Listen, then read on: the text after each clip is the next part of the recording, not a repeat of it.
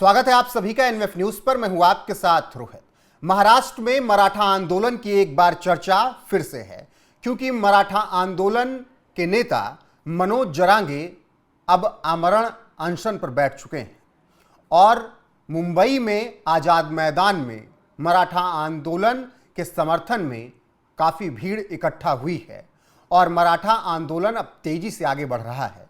ऐसे में बहुत बड़ी जिम्मेदारी आ जाती है मुख्यमंत्री देवेंद्र फडणवीस पर, क्योंकि मराठा आंदोलन को लेकर उन्हें एक सही निर्णय भी लेना है, सही रास्ता भी निकालना है और सब कुछ शांति से हो जाए ये भी उन्हें सुनिश्चित करना है। ऐसे में महाराष्ट्र के मुख्यमंत्री देवेंद्र फडणवीस ने मराठा आंदोलन को लेकर बड़ी बात कही है और उन्होंने कहा कि कोई ना कोई रास्ता तो हम निकाल ही लेंगे। क्या कुछ कहा है अपने बयान में मुख्यमंत्री देवेंद्र फडणवीस ने, पहले वो जान लीजिए। मुख्यमंत्री देवेंद्र फडणवीस कहते हैं, पिछले साल मराठा समुदाय को सामाजिक और आर्थिक रूप से पिछड़ा वर्ग श्रेणी के तहत दिया गया 10% आरक्षण अभी भी लागू है।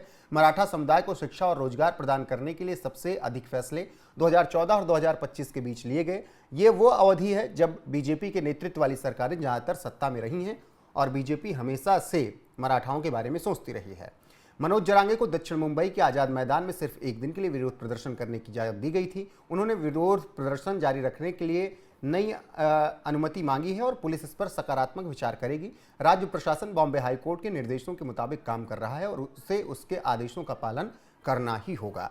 तो मुख्यमंत्री देवेंद्र फडणवीस ने अपने इस बयान में साफ कर दिया कि जो मांग है वो मांग के लिए हम कोई ना कोई रास्ता निकाल लेंगे और एक ही दिन के लिए अनशन के लिए अनुमति मांगी गई थी, वो वक्त पूरा हो गया। हालांकि मनोज जरांगे ने अब फिर से अनुमति मांगी है और पुलिस कोई ना कोई रास्ता निकालेगी, इस पर सकारात्मक विचार करेगी। इससे समझ में आता है कि मुख्यमंत्री देवेंद्र फडणवीस मनोज जरांगे जो मराठा आंदोलन कर रहे हैं मराठाओं के लिए, आरक्षण के लिए, उसको लेकर वो पूरी तरीके से कोई ना कोई रास्ता निकालने के लिए तैयार है। तो चलिए अब आपको विस्तार से बताते हैं कौन है मनोज जरांगे और मराठा आंदोलन का इतिहास क्या रहा है। सबसे पहले मनोज जरांगे के बारे में जान लीजिए। मनोज जरांगे एक किसान परिवार से आते हैं। इससे पहले भी वो कई बार मराठा आंदोलन कर चुके हैं। मराठा समुदाय के लोग आरक्षण के लिए अब इसे अंतिम लड़ाई मान रहे हैं। जरांगे की मांग है कि मराठाओं को ओबीसी श्रेणी के तहत आरक्षण मिले। उनकी इस लड़ाई ने सरकार और राजनीतिक दलों को उनकी मांगों पर ध्यान देने के लिए मजबूर किया और इसी वजह से मुख्यमंत्री देवेंद्र फडणवीस ने कहा कि हम इस पर विचार कर रहे हैं, कोई ना कोई रास्ता निकाल ही लेंगे।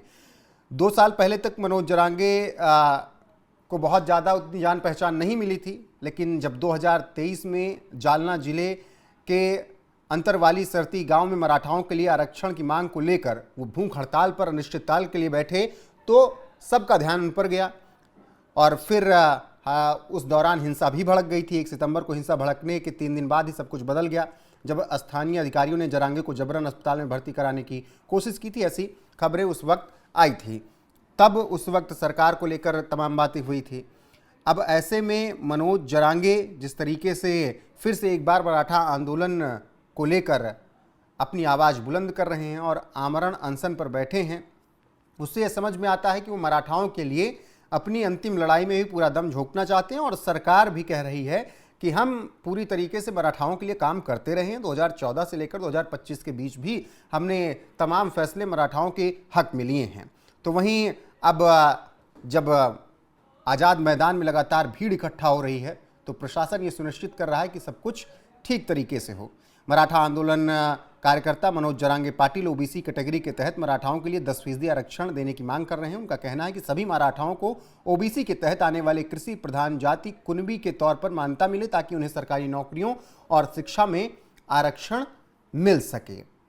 तो अब चलिए आपको बताते हैं कि मराठा आंदोलन का इतिहास क्या रहा है। 1982 में अगर बात करें तो तब से ये आंदोलन चलता आ रहा है। उस दौर में अलग और नेता थे जो मराठा आंदोलन की आवाज़ बुलंद करते थे।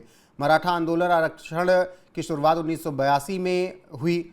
मुंबई में एक बड़ा मोर्चा निकाला गया। मराठा समुदाय के ने उस वक्त 11 मांगे रखी थी, जिसमें आरक्षण भी शामिल था। सरकार द्वारा उनकी मांगों पर ध्यान नहीं दिए जाने पर उस वक्त उन्होंने आत्महत्या कर ली, जिसके बाद आंदोलन और तेज हो गया था। 1997 में इस फिर से मराठा आंदोलन जब हुआ तो सड़कों पर लोग उतरे। 2014 में मराठा आंदोलन को ही देखते हुए मराठा समुदाय को शिक्षा और नौकरियों में 16% आरक्षण देने का बड़ा फैसला किया गया।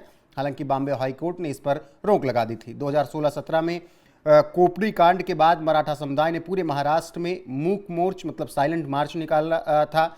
ये मोर्चा लगभग बहुत लोगों को जोड़ चुका था, लाखों लोग इसमें जुड़े हुए थे। शांतिपूर्ण तरीके से प्रदर्शन किया गया था। 2018 में फडणवीस सरकार ने मराठा समुदाय को 16% आरक्षण देने का विधेयक पारित किया, जिसे बॉम्बे हाईकोर्ट ने 12-13% तक कम करने का निर्देश दिया था। तो फडणवीस सरकार ने तो अपनी इससे पहले वाली सरकार में मराठाओं के लिए इतना बड़ा ऐलान किया था, 16% आरक्षण का विधेयक पारित किया था। हालांकि बात करें 2014 में, तब बॉम्बे हाईकोर्ट ने उस पर रोक लगा गई थी, तो इसीलिए विधेयक लाया गया और फिर विधेयक के तहत फिर उस विधेयक पर भी जब सुप्रीम कोर्ट ने कहा कि इस पर आप कम कीजिए जो परसेंटेज है। 2021 में सुप्रीम कोर्ट ने 2018 के मराठा आरक्षण कानून को रद्द कर दिया, जिसमें 50% की आरक्षण सीमा का उल्लंघन हुआ था। यानी जो फडणवीस सरकार विधेयक पारित करके आरक्षण दे रही थी, उसको सुप्रीम कोर्ट ने रद्द कर दिया। सुप्रीम कोर्ट ने कहा कि मराठा सामाजिक और शैक्षणिक रूप से पिछड़े नहीं हैं। अब अगर वर्तमान स्थिति की बात करें तो सुप्रीम कोर्ट के फैसले के बाद से मराठा समुदाय का संघर्ष जारी है। मनोज जरांगे पाटिल के नेतृत्व में यह आंदोलन एक बार फिर से जोर पकड़ रहा है।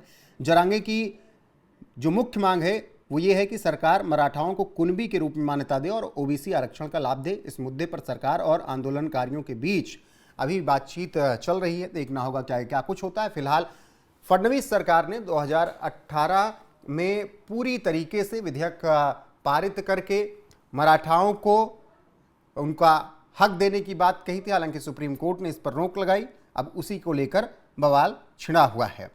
आंदोलन का नेतृत्व लगातार मनोज जरांगे कर रहे हैं और आमरण अनशन की उन्होंने बात की है और कहा है कि जब तक उनकी मांगें नहीं पूरी की जाएंगी वो आरक्षण नहीं खत्म करेंगे।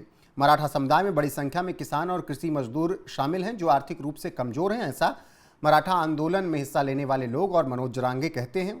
उनका मानना है कि सरकारी नौकरियों और शिक्षा में आरक्षण न मिलने के कारण वो अवसरों से वंचित रह जाते हैं और ऐसे में अब उनको आरक्षण मिलना ही चाहिए। तो ऐसे में अब देखना होगा कि आगे क्या कुछ होता है। मनोज जरांगे कब तक अनशन पर रहते हैं और देवेंद्र फडणवीस सरकार कैसे इस पूरे मामले में एक सकारात्मक हल निकालती है। फिलहाल आंदोलन लगातार जारी है। बाकी जो अपडेट आएगी वो आप तक जरूर पहुंचाएंगे। अभी के लिए बस इतना ही। बने रहिए हमारे साथ लगातार। नमस्कार।